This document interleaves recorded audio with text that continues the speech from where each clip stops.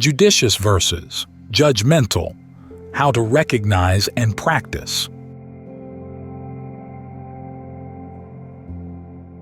One of the most difficult but necessary skills we need to develop as meditators is learning how to be judicious without being judgmental. And as a preliminary step to developing that skill, it's good to reflect on the difference between the two. Being judgmental is basically an effort to get rid of something we don't understand and probably don't want to understand. We see something we don't like and we try to dismiss it, to stamp it out without taking the time to understand it. We're impatient. Whatever we're being judgmental about, we just want to get rid of it quickly. Being judicious, however, requires patience together with understanding. A judicious choice is one you've made after understanding all the options, all the sides of a question. That way, your choice is based on knowledge, not on greed, aversion, or delusion. This is why the Buddha, in his analysis of the Four Truths, said that our task with the regard to the first truth, the truth of suffering or stress, is to comprehend it. All too often, we treat pain in the same way we treat anything we don't like. We want to get rid of it as fast as possible without taking the time to understand it. So, what we're learning as we practice is how not to be judgmental about the things we don't like inside ourselves. We develop the patience and the skill we need in order to stop and take a good long look at these things so that we can deal with them judiciously, so we can deal with them through understanding. We give them space so that we can watch them, can understand them, so that when we finally decide that they really are unskillful, that we really don't want to have them going on in our mind, we can get rid of them neatly, effectively. The problem with being judgmental is that it's not effective. We try to stamp out things here and they go springing up someplace else, as in the old movie, The Thing. The Thing would go underground and suddenly spring up someplace else. If you cut off one head here, one identity here, its underground roots and tentacles would spring up with a new, even more horrific identity someplace else. The same thing happens when we try to get rid of anything in the mind when we don't understand its roots, don't understand where it's coming from. Being judicious, though, is more effective. It's more precise. We see what's really skillful, what's really unskillful in the mind, and we learn how to disentangle the two. Often, our skillful and unskillful habits get entangled. The things we don't like within ourselves actually do have some good in them, but we don't notice it. We focus instead on what we don't like or what we're afraid of, and we end up trying to stamp it all out, the good along with the bad. So this is why we meditate, to step back a bit, to watch things patiently so that we can see them for what they are and deal with them effectively. Our concentration practice gives us a comfortable center in our awareness where we can rest, where we feel less threatened by things. When we feel less threatened and less oppressed, we have the resilience to be more patient, to look into what's going on in the mind, and to develop the proper attitudes toward what is skillful and what isn't. This is where the four sublime attitudes come in. Back in the 70s, I read a book about Buddhism whose author tried to organize everything around the Four Noble Truths, but couldn't figure how the four sublime attitudes fit into the framework of the Four Truths. They just didn't seem to connect any place at all, so the author ended up treating them as an entirely separate topic. But actually, the four sublime attitudes underlie the whole practice. They're the reason the Buddha focused his teaching on the Four Noble Truths. You need a sense of goodwill to be even interested in the question of trying to understand suffering, because you want to find an effective way of dealing with it. You want to be rid of suffering, to experience well-being, precisely because you have goodwill for yourself and for others. So, as meditators, we try to use that attitude, that desire, as a way of developing the center we need in order to work toward that well-being from a position of strength.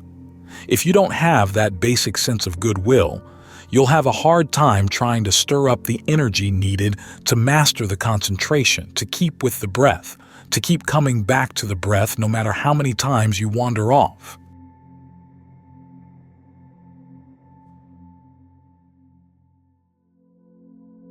It's a good, beneficial use of your time.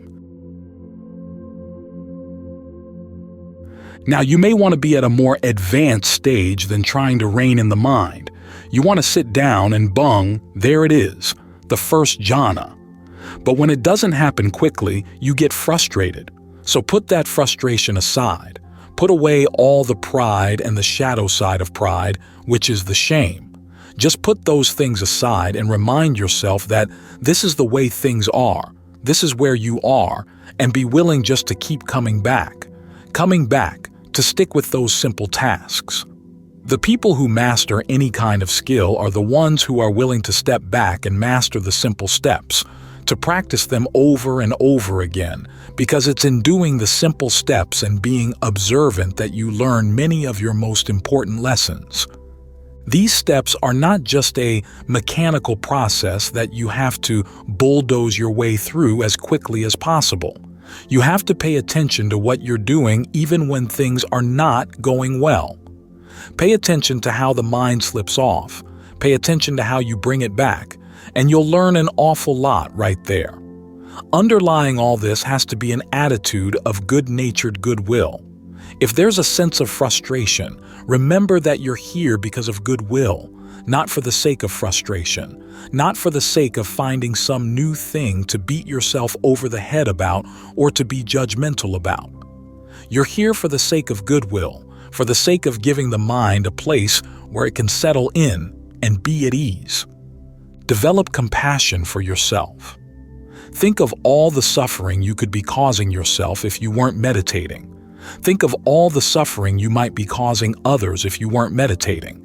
This helps to remind you that when things aren't going all that well in the meditation, it's still a lot better than most of the things that people do in their lives.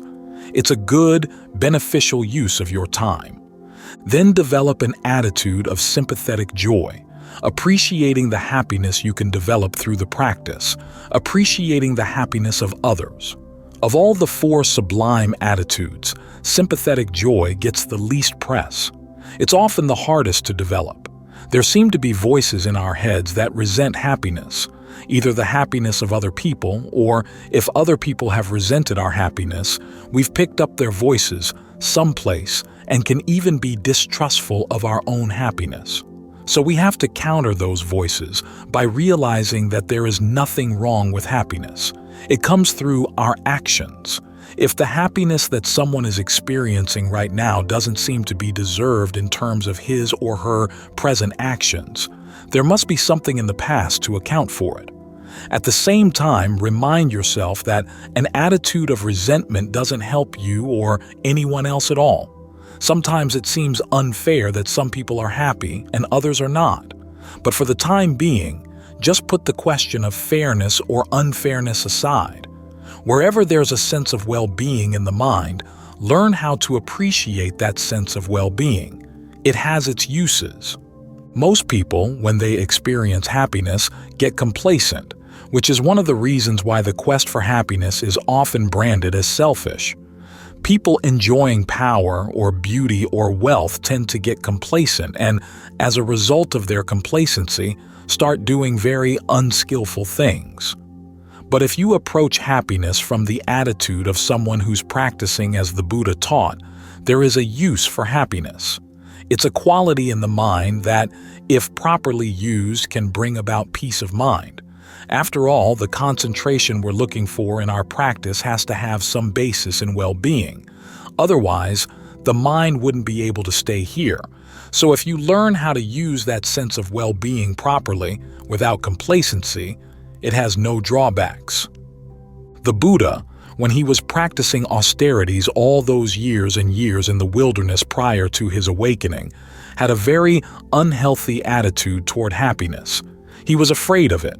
He was afraid of pleasure, afraid that it would lead to all kinds of detrimental things in the mind. Only by reflecting carefully on the sense of pleasure in jhana and realizing that there was nothing to fear, that there were no drawbacks in that type of pleasure, was he able to give himself wholeheartedly to the practice of jhana. It's good to remember that whatever issues we have in the practice, the Buddha went through them all. It's not that there's something especially wrong with us. These are natural human tendencies. The Buddha was a human being and had to overcome natural human tendencies too. So we're in good company. We've got his example to show that they can be overcome, and his assurance that we as human beings have what it takes to do it. Finally, there's the attitude of equanimity, which is useful in many ways. When we're working here in the meditation and the results aren't coming as fast as we'd like, equanimity teaches patience. It reminds us that the principle of action often requires that things take time. If you're working on something that takes time, try to develop equanimity. That makes it easier to be patient.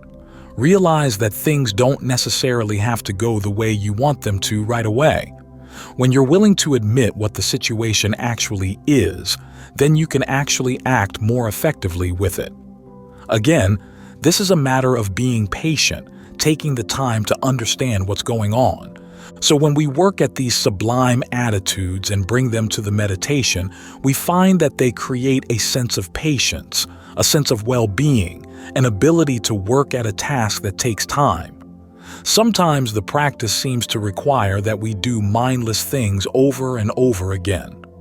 Just bring the mind back to the breath. Bring the mind back to the breath. Why? Don't ask questions right now. Just bring the mind back to the breath. But be observant while you do it, because as you catch the mind going off, you can learn some very interesting things. You come to a point where you can see the mind beginning to move, and you have the choice to go with it or not. Once you catch yourself at that point, then it's a lot easier to stay with the breath. You've learned an important lesson about how to read the movements of your mind. The same principle applies to how you bring the mind back when you realize it's wandered off. Do you bring it back in a judgmental way or in a more judicious way? If you find that your attitude is judgmental, can you find other ways of simply bringing it back without all the extra baggage? Just very matter-of-factly bring it back and leave it at that. Just this simple process in and of itself teaches you a lot of lessons about the difference between being judgmental and being judicious. In other words, you try to understand, you try to look for patterns, so that the way you order the mind around or try to create some sense of control in here is actually effective. The reason control freaks have a bad reputation is because they're ineffective. They're judgmental. They're not judicious in how they control things. Actually, control isn't a bad thing, but as with being judicious, it has to be done skillfully. And that takes time, requires powers of observation. Watch what you're doing, watch the results. If things don't work, admit the fact and try something else. When you do this, you find it easier and easier to tell the difference being judgmental and being judicious. At the same time, you start getting better results from your meditation because you've taken the time to watch, to observe, to understand what's going on. One of the main problems in modern life is that people have so little time. When they meditate, they want to cram as much of their meditation as possible into their little bits and pieces of spare time. Of course, that aggravates the whole problem of being judgmental. So keep reminding yourself that meditation is a long-term project. When you have a sense of that long arc of time, it's a lot easier to sit back and work very carefully at the basic steps. It's like learning any skill. If, in one afternoon, you want to gain all the skills you're going to need to play tennis, you end up doing them all very sloppily and won't get the results you want. But if you realize that this may take time, you can work on one skill at a time. How do you keep your eye on the ball? How long is your backswing?